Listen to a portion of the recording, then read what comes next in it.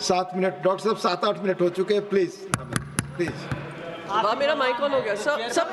महुआ माझी जी, आपका माइक नहीं है, बाद में ऑन होगा। वही बलवान है। भारतीय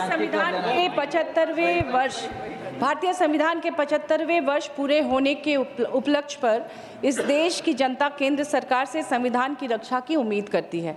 हमारे संविधान निर्माताओं ने सेक्युलरिज्म, यूनिटी, इंटीग्रिटी की बात की है।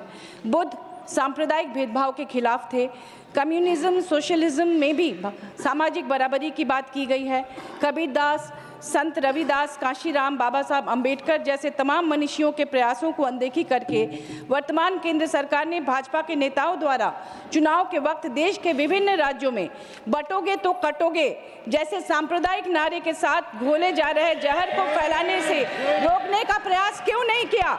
इस बार विधानसभा चुनाव में झारखंड में भाजपा के बड़े बड़े नेताओं ने विभिन्न राज्यों से आकर जनता के बीच बटोगे तो कटोगे जैसे सांप्रदायिक नारे दिए, हिंदू मुस्लिम के बीच नफरत का जहर घोला, बटोगे कटोगे का पोस्टर चिपकाया, पैम्पलेट बांटे, बटोगे कटोगे लिखा हुआ टी-शर्ट पहनाकर अपने कैडर्स को वोटिंग के समय गलियों में वोटरों के सामने से मार्च करवाया। सोशल मीडिया में सांप्रदायिक भावनाओं को भड़काने वाले कई वीडियोस वायरल किया, जिसमें हमारे नेता भी थे। उसमें बड़े बड़े नेता थे जो झारखंड में चुनाव लड़े थे गठबंधन में, उनको भी लेकर तरह तरह के वीडियोस बनाए गए सांप्रदायिक सौहार्द को बिगाड़ने के लिए और सांप्रदायिक मुद्दों को भड़काकर चुनाव को प्रभावित करने की कोशिश की गई।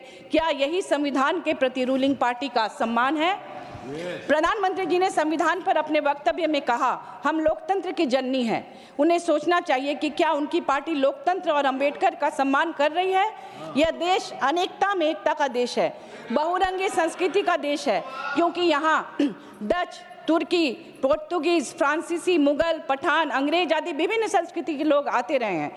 सदियों से उन्होंने यहाँ के स्थापत्य कला, साहित्य, संस्कृति, खान पान, रीति रिवाज, रहन सहन, वेशभूषा, शिक्षा, दीक्षा, भाषा, बोली जैसे हर क्षेत्र में अपना योगदान दिया है।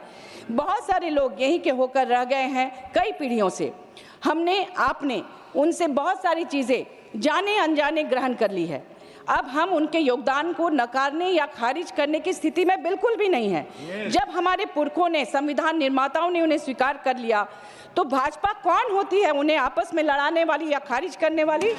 सरकारी तंत्र उन्हें प्रश्रय क्यों दे रही है?